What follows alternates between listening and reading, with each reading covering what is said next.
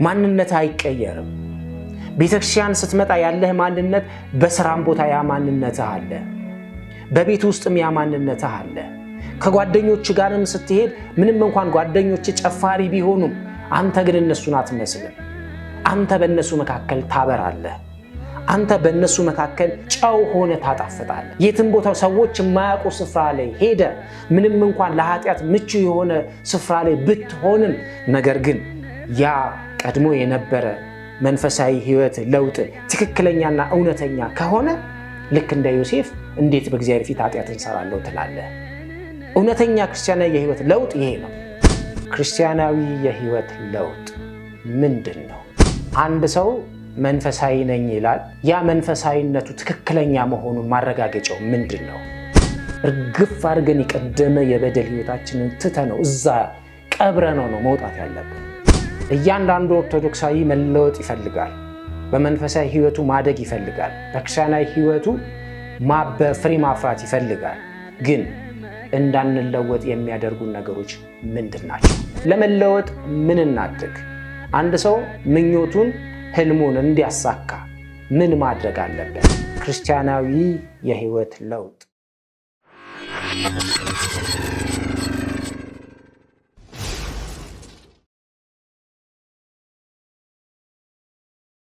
በስመ አብ ወወልድ ወመንፈስ ቅዱስ አሐዱ አምላክ አሜን።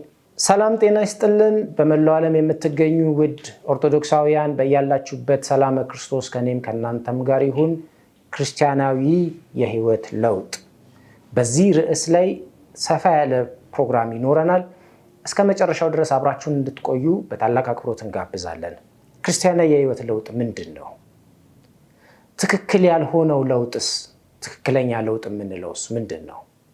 እንዳንለወጥ የሚያደርጉን ነገሮች ምንድን ናቸው? እንዲሁም ደግሞ ለመለወጥ ምን እናድርግ የሚሉትን ርዕሶች ጠለቅ ብለን የምንመለከት ይሆናል። እናንተ እስከ መጨረሻው ከፕሮግራማችን ጋር እንድትቆዩ እንጋብዛለን። ይህ አማሃ ሚዲያ ነው።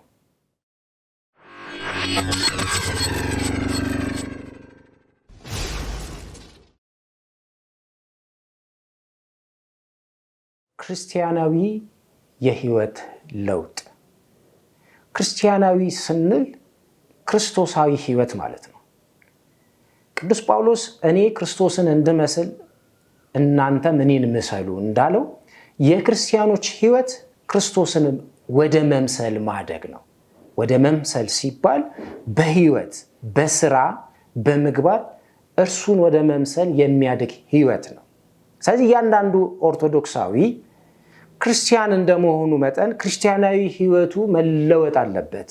ስለዚህ ክርስቲያናዊ የህይወት ለውጥ ምንድን ነው የሚለውን እንደ መግቢያ እንመልከትና ከዚያ በኋላ ትክክል ያልሆነ ለውጥና ትክክል ያልሆኑ ለውጦች ብለን በርዕስ እየከፋፈልን እናነሳለን። ክርስቲያናዊ የህይወት ለውጥ ማለት ምን ማለት ነው የሚለውን ስናነሳ ከኃጢአት ተለይቶ ጽድቅን መስራት መጀመር፣ ፈቃደ ስጋን ለፈቃደ ነፍስ አስገዝቶ መኖር መለማመድ ማለት ነው። ስለዚህ አንድ ሰው በኃጢአት ይኖር ከነበረ ኦርቶዶክሳዊ ነው፣ ሃይማኖት አለው፣ ነገር ግን ምግባር የለውም።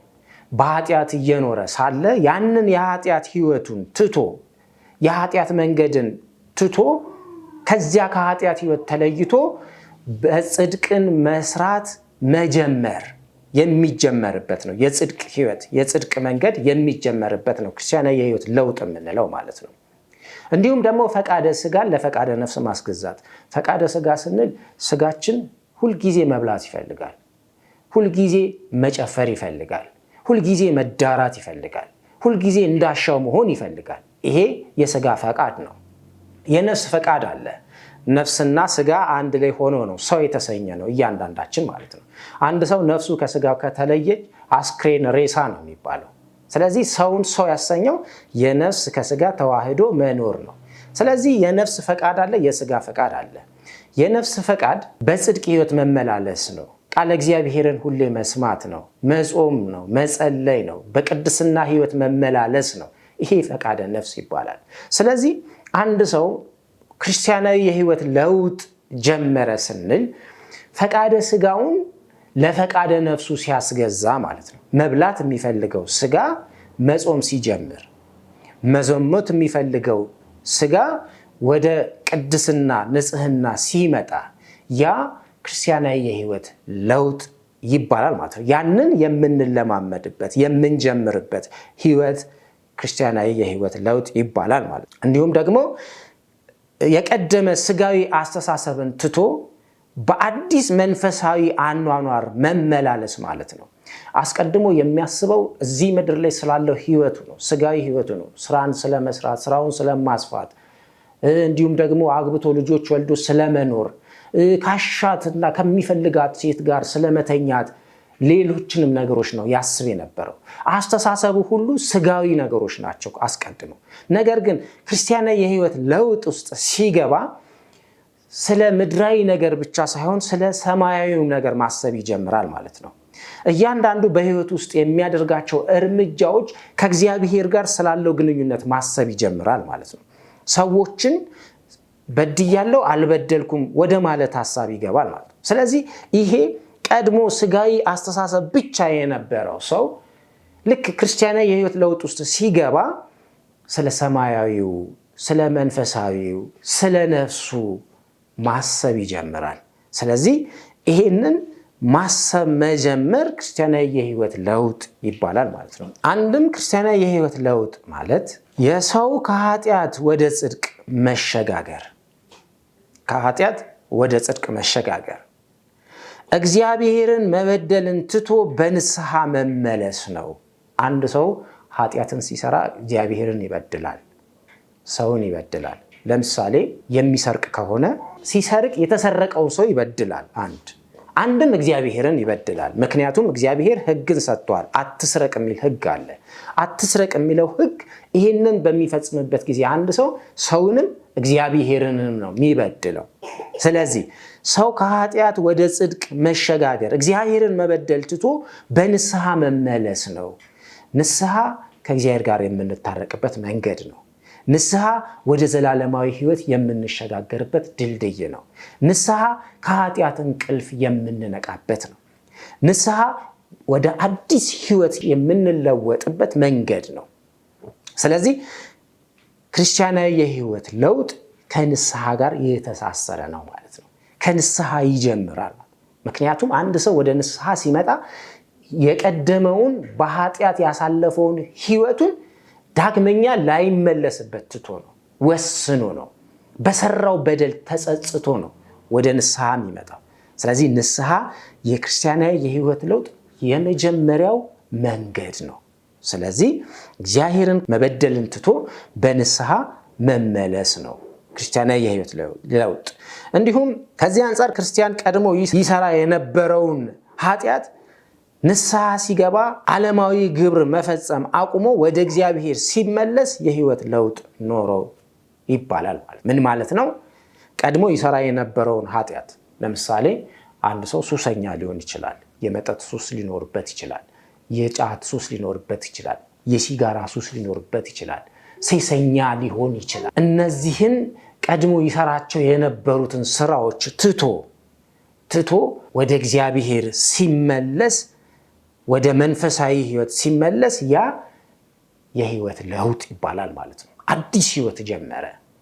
ከዛ ከሱስ ህይወት ውስጥ ከድባቴ ህይወት ውስጥ ወጥቶ ሰላማዊ ህይወትን ሰላማዊ መንገድን ጀመረ ይባላል። ስለዚህ ክርስቲያናዊ የህይወት ለውጥ ስንል የቀደመ በደልን ኃጢአትን ትቶ ወደ እግዚአብሔር መመለስ አዲስ ህይወት መጀመርን ያሳየናል። ክርስቲያናዊ የህይወት ለውጥ ስንል ክርስቶስን ለመምሰል የአባቶችን ፈለግ ለመከተል ክርስትናን በተግባር ለመተግበር ይረዳል። አሁን ክርስትና ክርስቶስን ወደ መምሰል የምንኖረው ህይወት ነው ብለናል። አባቶቻችን ደግሞ ቅዱሳን ክርስቶስን መስለውት በህይወት በስራ እስከ መጨረሻው ጸንተው አሳልፈው ነው ቅዱሳን የተባሉት። ስለዚህ ክርስትና ተግባራዊ ነው። በተለይ በዓለም ላይ ተግባራዊ ክርስትና የሚባል አለ፣ ዝም ብሎ በስም ክርስቲያን የሚባል አለ። የኢትዮጵያ ኦርቶዶክስ ተዋሕዶ ቤተክርስቲያን ጨምሮ እህት አብያተ ክርስቲያናት የምንላቸው ተግባራዊ ክርስትናን የሚኖሩ ናቸው። ተግባራዊ ክርስትና ሲባል ስራ አለው ማለት ነው። ዝም ብሎ በስም ክርስቲያን ስለሆንኩኝ ጸድቅ ያለውኝ ድኝ ያለውኝ የሚል ትምክህት ያለበት ሳይሆን መዳናችንን በየጊዜው ያረጋገጥን የምንሄድበት ህይወት ነው። ስለዚህ ተግባራዊ ክርስትና የሚባል አለ። ክርስትናን በህይወት መኖር። ምክንያቱም 6ቱ ቃላተ ወንጌል አሉ። ብራብ አብልታችሁኛል፣ ብጠማ አጠጥታችሁኛል፣ ታርዤ አልብሳችሁኛል ብሎ ክርስቶስ የተናገረው ማለት ነው። ያንን በህይወት መኖር ማለት ነው።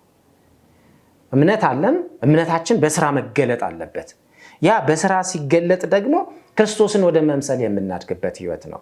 ከዚህ አንፃር ክርስቲያናዊ የህይወት ለውጥ ስንል ክርስቶስን ለመምሰል የአባቶችን ፈለግ ለመከተል ክርስትናን በተግባር ለመተግበር ይረዳል። አንድ ሰው ሲለወጥ ነው ክርስትናን መኖር የሚጀምረው። ሲጾም፣ ሲጸልይ፣ ሲሰግድ፣ ሲመጸውት፣ አስራት በኩራቱን ሲያወጣ፣ ሚስጥራትን ሲፈጽም በእያንዳንዱ ህይወት ተግባር ውስጥ ክርስትናን በህይወት መኖር ይጀምራል ማለት ነው። ተግባራዊ ማድረግ ይጀምራል ማለት ነው። ለዛ ክርስቲያናዊ የህይወት ለውጥ የምንለው ያንን መንገድ ለመጓዝ ክርስቶስን ወደ መምሰል ለማደግ መጀመሪያው ክርስቲያናዊ የህይወት ለውጥ ነው። ይሄ ለውጥ ታዲያ 2 መንገዶች አሉት። ትክክል ያልሆነና ትክክለኛ የሆነ ለውጥ በሚል ማለት ነው። አንድ ሰው መንፈሳዊ ስለሆነ ብቻ ያ መንፈሳዊነቱ ትክክል ነው አይደለም ብሎ ራሱን ማየት መገምገም መቻል አለበት። ስለዚህ ቀጥሎ የምናነሳው ትክክል ያልሆነ ለውጥ ምን አይነት ምልከታዎች አሉት። አንድ ሰው ራሱን ቆም ብሎ አይቶ የኔ መንፈሳዊ ህይወት የኔ ለውጥ ትክክለኛ ነው አይደለም ብሎ ራሱን የሚያይበት የሚገመግባቸውን ነጥቦች ቀጥሎ የምናነሳ ይሆናል። ይህ እየተከታተላችሁ ያላችሁት አማሃ ሚዲያን ነው። አማሃ ሚዲያ ኦርቶዶክሳዊ ትምህርቶችን፣ ዝማሬዎች የሚተላለፉበት ነው። ሁላችሁም ለዚህ ሚዲያ አዲስ የሆናችሁ ሰብስክራይብ ማድረግ እንዳትረሱ። እንዲሁም ይህ አገልግሎት ለብዙዎች እንዲደርስ ላይክ፣ ሼር፣ ኮሜንት በማድረግ አገልግሎታችን እንድታግዙ በታላቅ ትህትና እንጠይቃለን።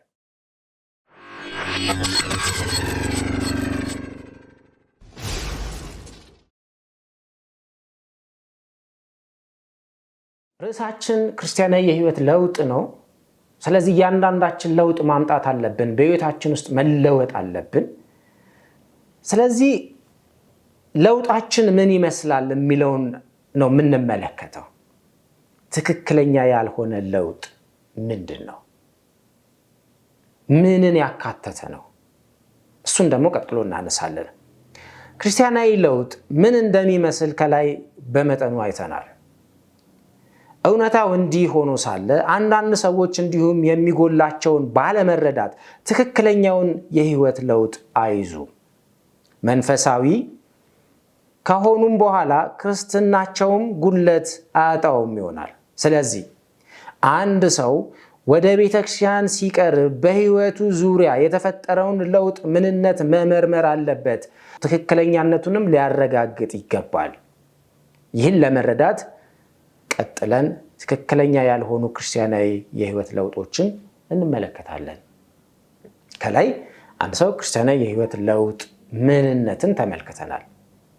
በዛ መሰረት ትክክለኛ አንድ ሰው ወደ ቤተክርስቲያን ቀርቦ መንፈሳዊ ነኝ ብሎ ነገር ግን ለውጡ መሰረት የሌለው ትክክለኛ ላይሆን ስለሚችል ከዛ አንፃር ራሱን እንዲመለከት ቀጥሎ ያሉትን እንመለከታለን። አንደኛ ትክክለኛ ያልሆነ ለውጥ ብለን የምናነሳው የስም ለውጥ ነው። አንዳንድ ሰው መንፈሳዊ የሚለውን ስም በመጨመር ብቻ በቤተክርስቲያን የሚኖር አለ። የቀድሞ ጠባዩን ሳይሽር ከኃጢአት ሳይለይ ቅድም ስናነሳ ክርስቲያናዊ የህይወት ለውጥ ስንል ክርስቶስን ወደ መምሰል የምናድግበት የምንጀምረው የመጀመሪያው ምዕራፍ ነው ብለናል። ኃጢአትን፣ በደልን፣ የቀደመ ማንነትን ትተን አዲስ ህይወት የምንጀምርበት ነው ብለናል ክርስቲያናዊ የህይወት ለውጥ። ስለዚህ አንዳንድ ሰዎች በስም ብቻ መንፈሳዊ የሚለውን ስም በመጨመር በመያዝ የተለወጡ የሚመስላቸው ሰዎች አሉ። ነገር ግን የቀደመ ግብራቸውን ሳይተው፣ ለምሳሌ ሐሜተኛ ሐሜቱን ሳይተው፣ ተቆጪው ቁጣውን ሳይተው፣ ሱሰኛው ሱሱን ሳይተው አንዳንድ ሰዎች አሉ። አጽዋማት ሲመጡ እንደነሱ አስቀዳሽ የለም፣ እንደነሱ ጿሚ የለም። ልክ በዛች በጾም ወቅት መንፈሳዊ መስለው የሚታዩ ሰዎች አሉ። የተለወጡ የሚመስላቸው መንፈሳዊ ተብለው የሚጠሩ ሰዎች አሉ። ነገር ግን የቀደመ ግብራቸውን ሳይተው ከዛ ጋር ሳይቆራረጡ ልክ ጾሙ ሲያልፍ ወደ ቀደመ ማንነታቸው የሚመለሱ ሰዎች አሉ። ይሄ የስም ለውጥ ይባላል፣ በስም ብቻ። ልክ እንደዚሁ ደግሞ ቤተክርስቲያን ውስጥ እየኖሩ አገልጋዮች ሊሆኑ ይችላሉ። እንዲሁም ተራ ምዕመን ሊሆን ይችላል። ይመጣል፣ ያስቀድሳል፣ አጽዋማትን ይጾማል፣ ይጸልያል፣ ይሰግዳል። እነዚህን እያደረገ ነገር ግን የቀደመ ግብሩን አይተውም፣ ሐሜቱን አይተውም፣ አድመኝነቱን አይተውም፣ ቁጣውን አይተውም፣ ስርቆቱን ማጭበርበሩን አይተውም። በዛ በነበረበት ግብሩ እያለ በስም ብቻ መንፈሳዊ ሲታይ ቤተክርስቲያን ይሄዳል፣ ሲታይ ያስቀድሳል፣ ሲታይ ነጠላ አጣፍቶ ለብሶ ነው የሚታየው። ነገር ግን በህይወቱ ላይ ለውጥ የለም። ያ የቀደመ ማንነቱን፣ የቀደመ ግብሩን፣ የቀደመ ኃጢአቱን ግን አልተወም። ከዛ ከኃጢአት ህይወቱ አልተቆራረጠም። እንዲህ አይነት ሰው የስም ለውጥ ነው። በስም ብቻ መንፈሳዊ ይባላል፣ ነገር ግን በግብሩ ሌላ የቀደመ ማንነቱን ነው የሚመስለው። እንዲህ አይነት ትክክል ያልሆኑ ለውጦች አሉ። ስለዚህ ራሳችንን ከዚህ አንጻር ማየት ያስፈልጋል። ክርስቲያናዊ የህይወት ለውጥ ከተባለ መተው ነው። የቀደመ ማንነትን መተው፣ ዝሙትን መተው፣ ሱሰኝነትን መተው፣ ሐሜትን መተው፣ ቁጣን፣ አድመኝነትን መተው፣ ያንን ትተን መውጣት ነው። ሎጥ ከሰዶም ውጣ ነው የተባለው። ከዛ ከኃጢአት ምድር ውጣ። አብርሃም ከካራን ውጣ ሲባል ከዛ ከጣዖት አምልኮ ምድር ውጣ ነው። በቃ ዳግመኛ ዞሮ ላይመለስ ነው ውጣ የተባለው። ልክ እንደዚህ ስንወጣ እርግፍ አድርገን የቀደመ የበደል ህይወታችንን ትተነው እዛ ቀብረነው ነው መውጣት ያለብን። ያ ካልሆነ ግን ያም ግብራችን አንድ እግራችን እዛ ሆኖ አንድ እግራችን እዚህ ከሆነ ይሄ ትክክለኛ ለውጥ ሳይሆን የስም ለውጥ። በስም መንፈሳዊ ተብለናል፣ ነገር ግን በተግባር ከዛ ከትላንት ማንነታችን ሳንተው ስንቀር ይሄ የስም ለውጥ ብቻ ይባላል ማለት ነው። ሁለተኛው የቦታ ለውጥ ነው። ይሄ የቦታ ለውጥ የሚባለው አንዳንድ መንፈሳዊያን ደግሞ ከቦታ ጋር ይያያዛል። ምን ማለት ነው? ከቤተክርስቲያን ውጪ ዓለማዊ፣ በቤተክርስቲያን ሲደርሱ መንፈሳዊ መሆን ማለት ነው። ይሄ የቦታ ለውጥ ይባላል። ቤተክርስቲያን ስታያቸው ከነሱ በላይ ትሁት የለም። ትንሹንም ትልቁንም አክባሪ ናቸው። ለትንሹም ለትልቁም ታዛዦች ናቸው። ያስቀድሳሉ። በጣም ጸሎተኞች ናቸው። ቤተክርስቲያን ሲመጡ ሲያገለግሉ ጠብር ግፍ ሲሉ መንፈሳውያን ናቸው። ቦታ ሲቀይሩ ደግሞ ወደ ዓለም ሲሄዱ ደግሞ ዓለምን የሚመስሉ ጓደኞቻቸውን የሚመስሉ ሰፈራቸውን አካባቢያቸውን የሚመስሉ የሥራ ቦታቸውን የሚመስሉ ሰዎች ደግሞ አሉ። እንዲህ አይነት ለውጥ ደግሞ የቦታ ለውጥ ነው። ቤተክርስቲያን ሲመጣ ቅዱስ፣ ወደ ዓለም ሲሄድ ርኩስ የሚሆን ማለት ነው። ጠዋት ቤተክርስቲያን ይመጣል፣ መንፈሳዊ ይመስላል። ከሰዓት በኋላ ደግሞ ጠንቋይ ቤት ይሄዳል። ከሰዓት በኋላ በመጠጥ ቤት ብርጭቆችን ደርድሮ በስካር መንፈስ ሲናውዝ እናያለን። ይሄ የቦታ ለውጥ ይባላል። ገዳማትን ይሄዳል፣ ይሳለማል። ገዳማት ሲሄድ በጣም ትሁት ነው። ጫማውን አውልቆ በባዶ እግሩ ነው የሚሄደው። የሚሳለመው፣ የሚወድቀው፣ እምነቱን ይቀባል። በቃ ፍጹም መንፈሳዊ ይመስላል። ሲመለስ ግን ስራ ቦታ ላይ ሌላ ነው።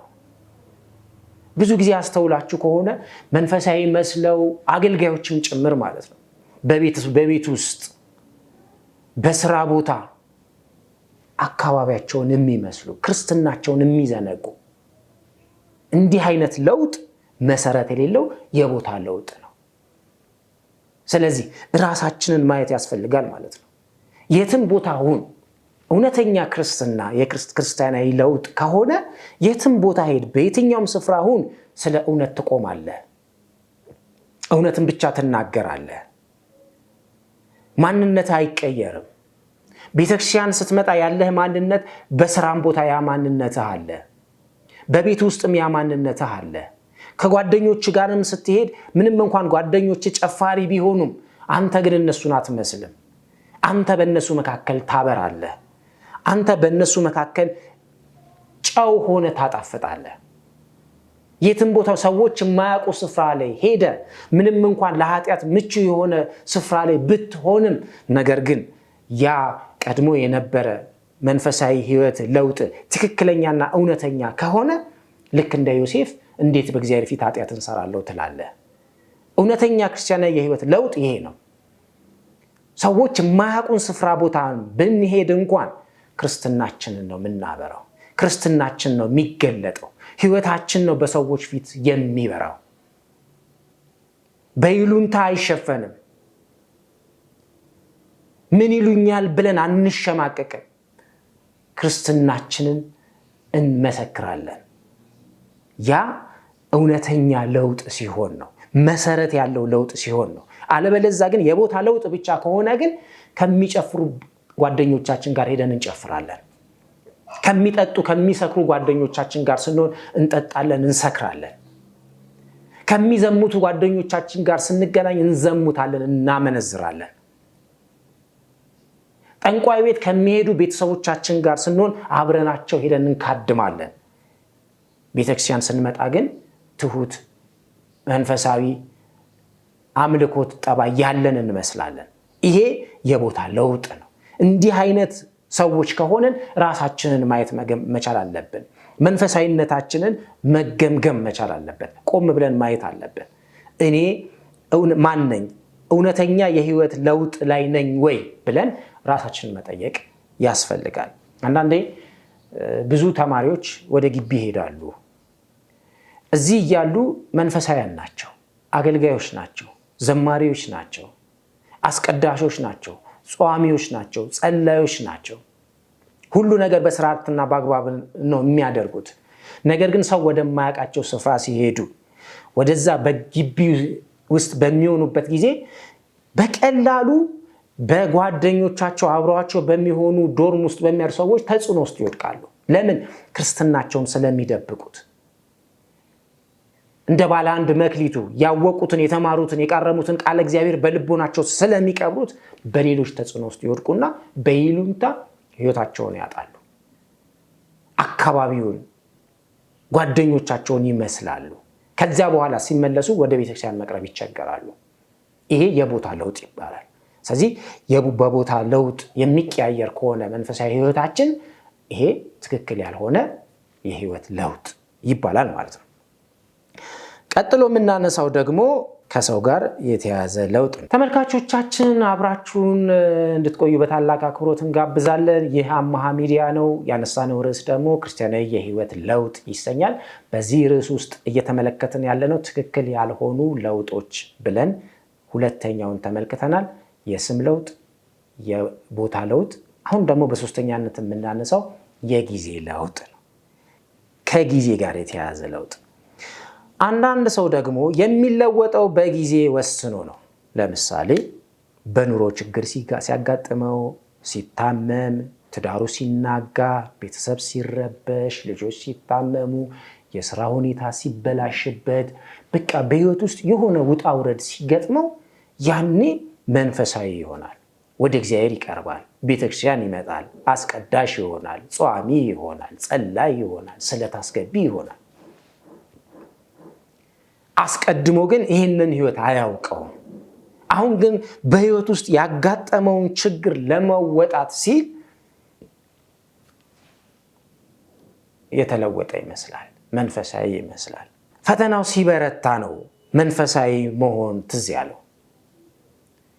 እግዚአብሔርን ያስታወሰው መከራው ሲደርስበት ነው። ብዙ ጊዜ እስራኤላውያን በመልካሙ ጊዜ እግዚአብሔርን ይረሱትና ልክ ጠላቶቻቸው ተነስተው መጥተው ሲያስጨንቋቸው፣ ሲወጓቸው፣ ሲወሯቸው ወደ እግዚአብሔር ብለው ይጮሃሉ። ይሄ የእያንዳንዳችን ህይወት ምስክርነት ነው። በሰላሙ ጊዜ እግዚአብሔር በልጆች ሲጎበኘን፣ እግዚአብሔር በስራ ቤታችን በበረከት ሲሞላ፣ ነገሮች ሲስተካከሉ፣ ጤነኞች ስንሆን፣ በስራችን ላይ ብዙ ስኬታማ ስንሆን ምናምን እግዚአብሔርን ጭራሽ የምንረሳ ሰዎች አለን። እርስት አድርገን ጾሙ ተረስቶ፣ ጸሎቱ ተረስቶ፣ በቃ ሁሉ ነገር።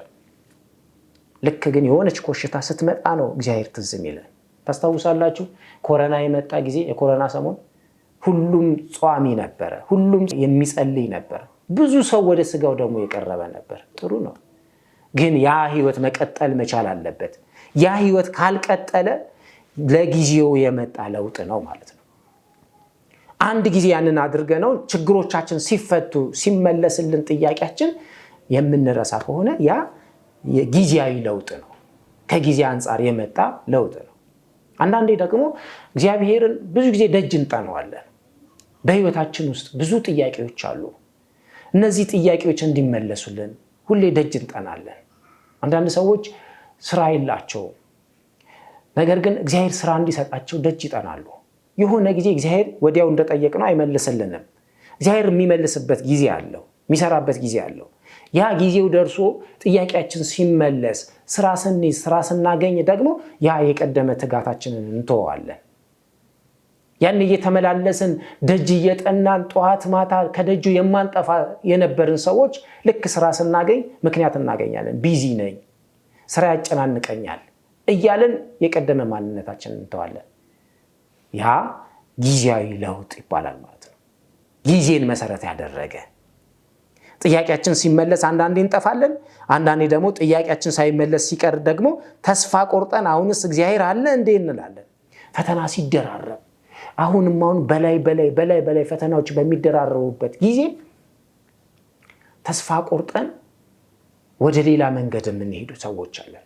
ብዙ ሰው እኮ እግዚአብሔርን በትዕግስት ባለመጠበቁ ነው ጠንቋይ ቤት የሚሄደው፣ የመናፍቃን አዳራሽ የሚሄደው፣ ሱስ ውስጥ የሚወድቀው እኮ እግዚአብሔርን በትዕግስት ባለመጠበቁ ነው። እኛ የምናስበውና የምንፈልገው አለ፣ እግዚአብሔር ደግሞ የሚሰራበትና ለእኛ የሚያስፈልገውን ደግሞ የሚያውቀው እሱ ነው። ስለዚህ እግዚአብሔርን በትዕግስት ካልጠበቅነው መንፈሳዊ ህይወታችን ጊዜያዊ ይሆናል ማለት ነው፣ እንደ ጊዜ ሁኔታ የሚቀያየር።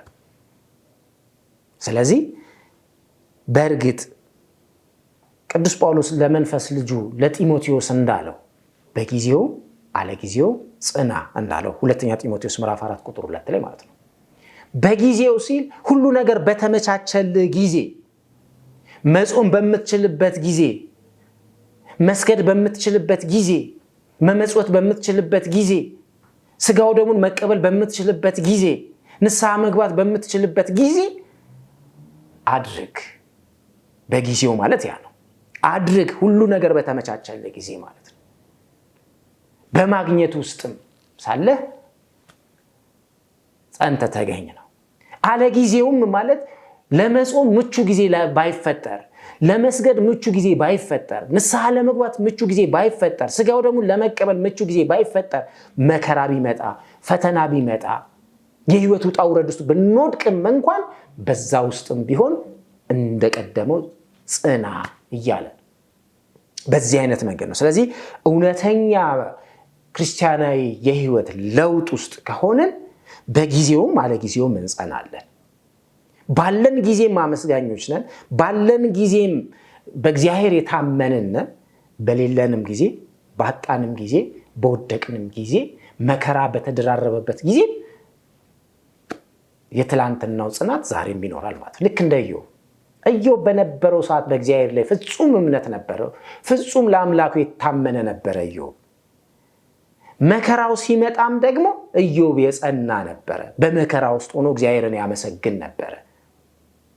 እንደዛ በአሰቃቂ ሁኔታ ውስጥ ሆኖ ሰዎች በሸሹት ጊዜ፣ የገዛ ሚስቱ እንኳን እግዚአብሔርን ሰድበሙት ባለችው ጊዜ እንኳን ኢዮብ በእግዚአብሔር ላይ ፍጹም የታመነ ነበረ።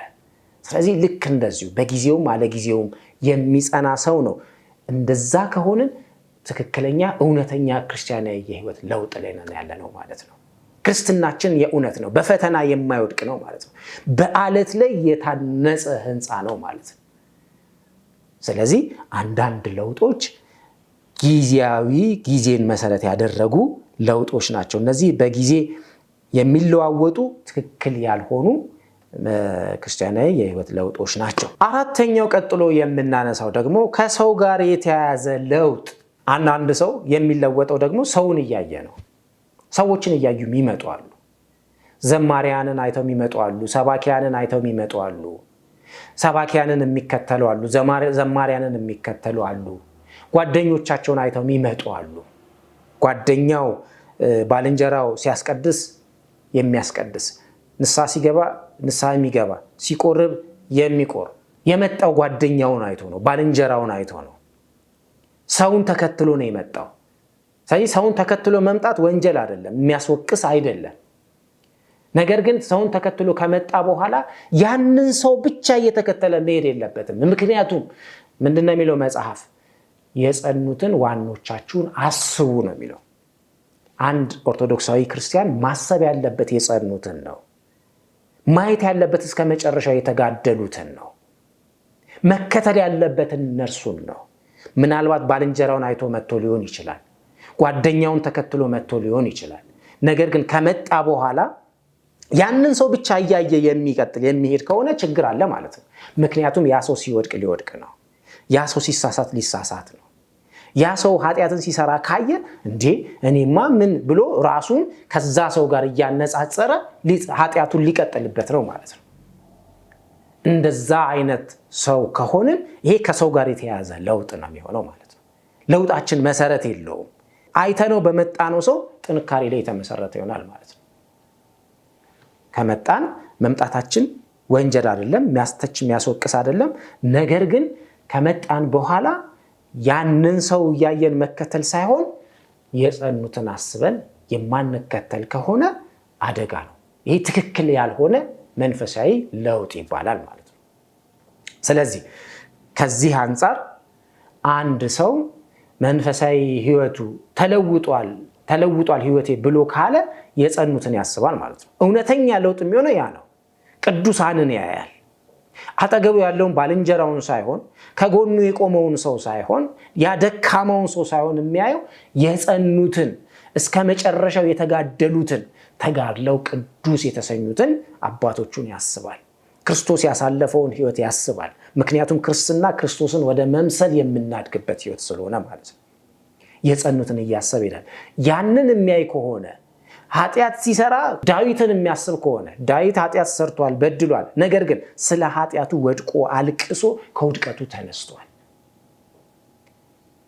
ዳዊትን የሚያስብ ከሆነ ኃጢአት ሰርቶ መነሳት እንደሚገባ ማለት ነው። ቅዱስ ጴጥሮስን የሚያስብ ከሆነ ቅዱስ ጴጥሮስ በድሏል፣ አምላኩን ክዷል፣ አላውቀውም ብሏል። ነገር ግን አንብቶ አልቅሶ ተጸጽቶ ንስሐ ገብቷል። ቅዱስ ጴጥሮስን የሚያስብ ከሆነ ለሰራው ኃጢአት ወዲያው ማልቀስን ማንባትን ይማራል፣ ያገኛል ማለት ነው። ወዲያው ዕለቱን ሳያውሉ ሳያሳድሩ ኃጢአትን መናዘዝን፣ ስለ ኃጢአት ስለ በደል ማንባት ማልቀስን ከቅዱስ ጴጥሮስ ይማራል ማለት ነው። ስለዚህ የጸኑትን የምናስብ ከሆነ ይሄ እውነተኛ ክርስቲያናዊ የሕይወት ለውጥ ይባላል። ነገር ግን አጠገባችን ያለ ነው ተከትለነው የመጣነውን ሰው እያሰብን የእሱን ውድቀትና መነሳት እያተመለከትን ከሱ ጋር ከሆነ ንጽጽራችን ይሄ ትክክል ያልሆነ ከሰዎች ጋር የተያያዘ ለውጥ ይባላል ማለት ነው። ስለዚህ ራሳችንን ከዚህ አንጻር መገምገም ማየት ይጠበቅብናል። አብራችሁን ናችሁ። ከመጨረሻው አብራችሁን እንድትቆዩ በታላቅ አክብሮት እንጋብዛለን። ይህ አማሃ ሚዲያ ነው። ያነሳነው ርዕስ ደግሞ ክርስቲያናዊ የሕይወት ለውጥ። በዚህ ርዕስ ውስጥ ደግሞ ትክክል ያልሆነ ለውጦችን እየተመለከትን ነው። አራተኛ ላይ ያነሳ ነው ሰውን መሰረት ያደረገ ለውጥ የሚለውን እያየን ነው። አብራችሁን ቆዩ። ውድ ተመልካቾቻችን ከላይ እንዳየነው ክርስቲያናዊ የሕይወት ለውጥ ምንነቱን፣ በዛ ውስጥ ደግሞ ትክክል ያልሆኑና ትክክል የሆኑ ለውጦች ብለን አንስተን ትክክል ያልሆኑ ለውጦች ብለን በዝርዝር ወደ 4 ነጥቦችን አነሳን። ከዛ ጋር አያይዘን ደግሞ ትክክለኛ የሆነ መንፈሳዊ ለውጥ ምን እንደሚመስል አብረን ጎን ለጎን እያየን መተናል። ይሄ በክፍል 1 የተመለከትነው ነው። በቀጣይ ቪዲዮ ደግሞ በክፍል 2 እንዳንለወጥ የሚያደርገን ምንድን ነው?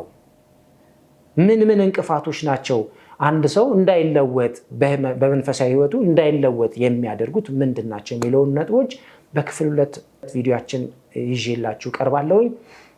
እስከዛው ሰላም ቆዩልኝ። ሰላም ክርስቶስ ከኔም ከናንተም ጋር ይሁን። ይሄ ቪዲዮ ከተመቻችሁ ሐሳባችሁን ኮሜንት ላይ አስቀምጡልኝ። እንዲሁም ሌሎች ተያያዥ ልንሰራቸው የምትፈልጓቸው ፕሮግራሞች ካሉ በኮሜንት አስቀምጡልን። የቻላችሁትን ያህል ላይክ፣ ሼር እያደረጋችሁ ለብዙዎች አድርሱ። ለዚህ ቻናል ደግሞ አዲስ የሆናችሁ ሰዎች ሰብስክራይብ ማድረግ እንዲሁም የደወል ምልክቷን መጫን እንዳትረሱ። ሰላማችሁ ብዝት ይበል። ሰላም ሁኑልን።